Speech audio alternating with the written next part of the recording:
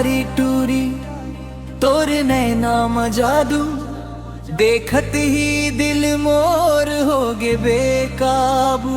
तोर हंसी के झनकार मोला करे दीवाना, तै हंस देबे त लगा थे सज गे जमाना।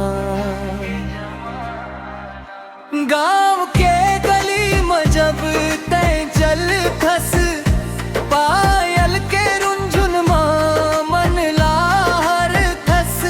कजरारी अंखिया गजब तोर रूप, तोर पाछू पाछू चले मोर धड़कन खूब।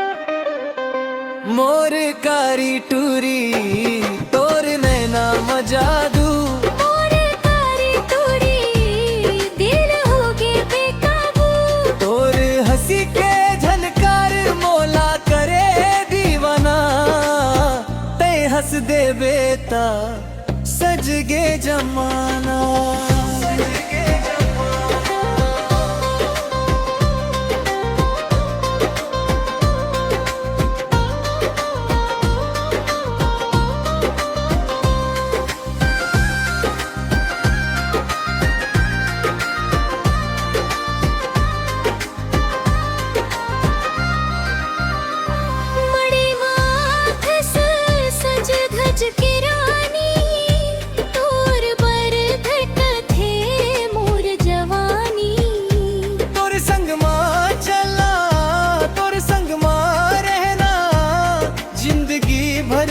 तोर माया माँ बहना, चंदाला पूछो तोर रूप कैसन, फूलला पूछो तोर खुशबू कैसन। तोर माया मिल जाही अगर मोला, दुनिया माँ का चाही मोला। मोर दिल के रानी सुन ले रे, तोर बिना सब सुना लागे रे।